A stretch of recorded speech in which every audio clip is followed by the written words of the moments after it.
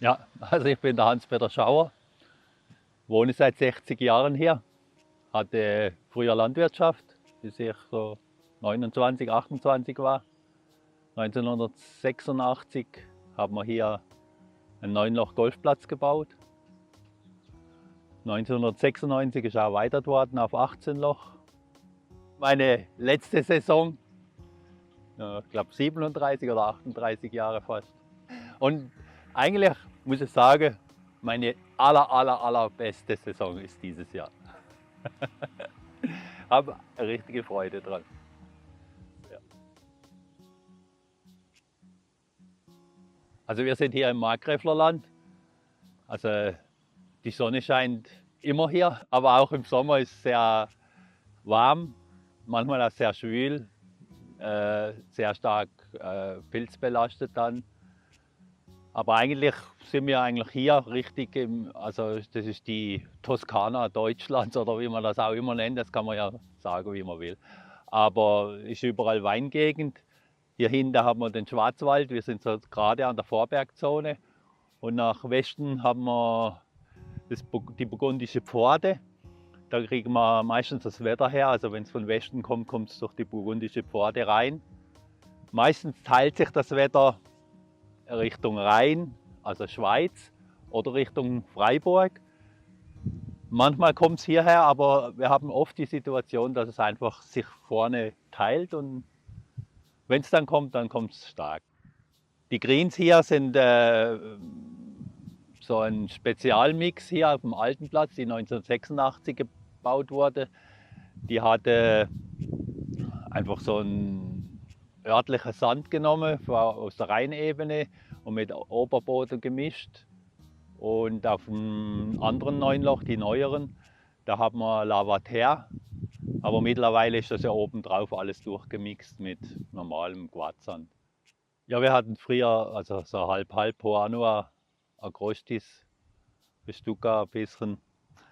Aber seit wir eben dieses Wedding Agent von Tour Turf fahren, hat sich das eigentlich sehr stark verändert. Weniger Poa-annua, mehr Agrostis, sind nur noch mit Agrostis da zum Nachsehen. 4, 5, 6 Mal im Jahr, je nachdem wie es halt gerade passt.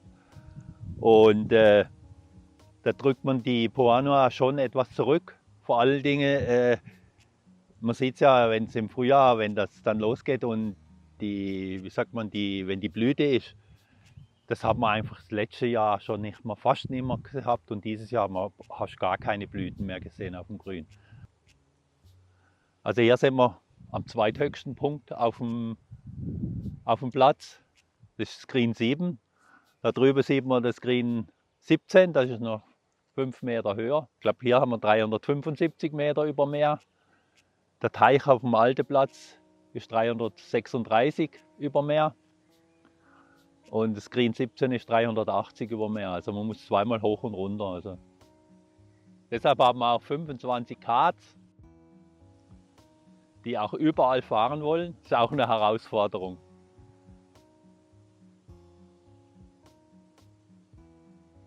Ja, eben im Sommer, also man kann eigentlich sagen von Juni über das ganze Sommer rüber bis jetzt, also wir sind jetzt Mitte Oktober. Am Sonntag hatten wir einen Dollarspot. Also nur wenig auf den Grüns, aber also sagen wir 5 Monate mit Dollarspot, das kann jeden Morgen passieren. Also, und das ist eigentlich den Stress, der Greenkeeper hat. Und wenn man das unterbinden will, früher hat man Fungizide gehabt und heute hat man das nicht mehr. Jetzt haben wir Tour Turf.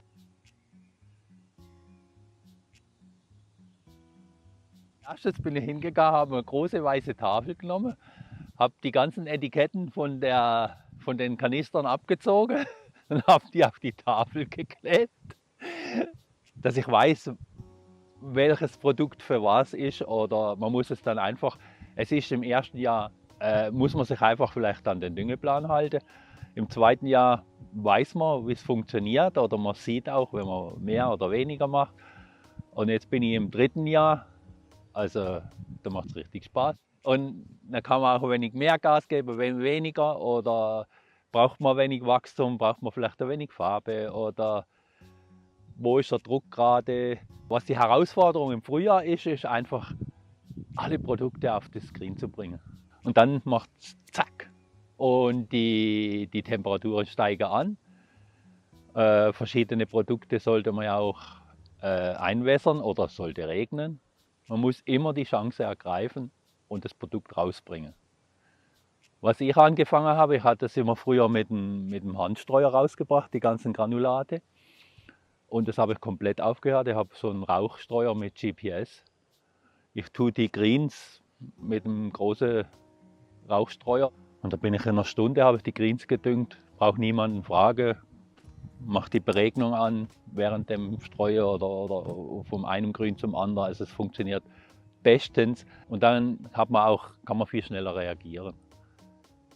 Was ich gelernt habe, ist einfach, wenn man was machen will auf dem Golfplatz, muss man es machen. Wenn man es nicht macht, hilft es einem nicht. Und es hilft einem eigentlich so zu 95% hilft es einem, wenn man was macht. Ob man eine mechanische Maßnahme macht oder Dünger oder irgendwas. Aber die Entscheidung ist immer machen. Man kann immer noch aufhören. Wenn es halt einfach nötig ist, dann wird das jetzt gemacht, egal was. Ja, es muss gemacht werden. Nur weil es am 1. März auf dem Plan steht, machen wir das nicht. Aber wenn es halt am 1. April besser ist, wird es halt am 1. April gemacht. Und im Frühjahr haben wir jetzt auch nochmal mit großen Löchern erifiziert, das Turf Tag, um das auch ins Green einzubringen. Aber das machen wir erst, wenn die Greens wachsen. Es nützt mir ja nichts, wenn ich da im März da Löcher reinmache und die hängen 4, 5, 6 Wochen rum. Dann warte ich doch, bis das Green warm ist, bis der Boden wächst. Ich kann Overseeding machen und dann funktioniert es. Aber da muss man einfach flexibel sein, aber dann sofort, wenn es geht, machen.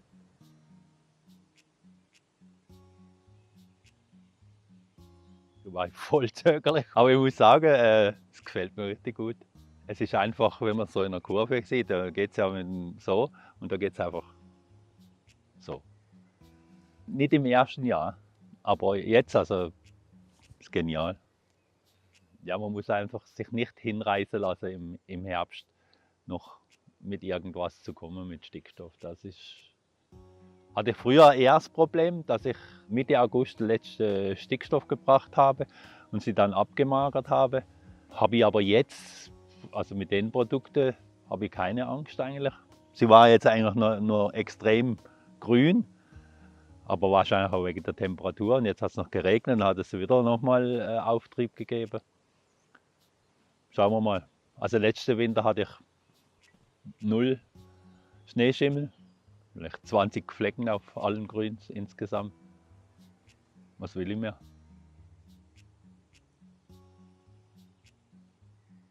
Ich hatte ja das vor 4 Jahren, kam der Präsident zu mir und hat gesagt, die Grüns müssen besser werden. Fertig. Dann hat er gesagt, kostet es, was es wolle. Und dann habe ich mir das Tour-Turf und eine andere Firma, Tour-Turf habe die 18 Loch gemacht und die Putting Greens habe ich mit einer anderen Firma gemacht. Und am Ende des Jahres war mir klar, welche Firma es weitermacht. Ne? Es hat sich eigentlich auch aufgebaut, es ist jedes Jahr viel, viel besser geworden. Und dann hat man einfach, der Stress ist einfach viel weniger. Das Einzige ist, die Spritze muss halt funktionieren und man muss es tun. Ne? Ja, also das SDA, also ich habe auch jetzt die letzten 2 Monate zweimal gespritzt, also das bringt die Greens richtig auf Vordermann so. Hat natürlich auch, weil es Eisen drin hat, eine Grünfärbung. Schauen wir jetzt nochmal, dass wir da vielleicht nochmal 60 Liter auf den Hektar einmal spritzen, wenn es vielleicht noch Temperatur hat. Im Moment muss man erst warten, wie sich entwickelt, die ganze Sache.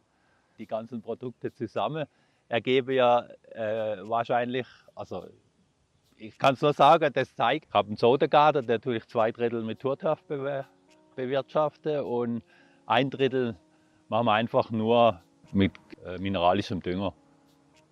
Und das sieht man jetzt im Moment, der Unterschied nach dem Erifizieren. Hat man eigentlich gedacht, dieses Stück, dieses 1/3 Stück geht kaputt. Und das andere ist einfach grün geblieben. Es war gigantisch. Hier sind wir jetzt auf dem Sodengartengrün. Da ist ja, man sieht ja jetzt helle Flecken drin, das ist ein Push-Up-Grün. Da war fast nur das Poa Annua drauf. Hier tun wir es mit Turturf pflegen und hier tun wir einfach normal pflegen, nur mit mineralischem Dünger. Keine Wetting Agents, nichts. Man sieht, es ist fast kaputt gegangen nach dem Erifizieren. Aber hier ist es extrem. Der Dollarspot hat sich gerade durchgefressen. Ich bin jetzt im 3. Jahr mit Turturf. Ich gehe 2 bis 3 Mal in der Woche mit verschiedenen Produkten drauf. Und die Greens sind jetzt einfach, wie soll man das nennen? Die kriegen immer noch Dollarspot, aber die sind einfach fit. Es geht nicht nach unten durch, also dass komplett wegbrennt. Ja, also da bin ich eigentlich sehr zufrieden. Also man hat einfach ein Mittel oder ein Produkt. Und das heißt, damit man was machen kann, aber es ist nicht weg. Das glaube ich geht auch gar nicht weg.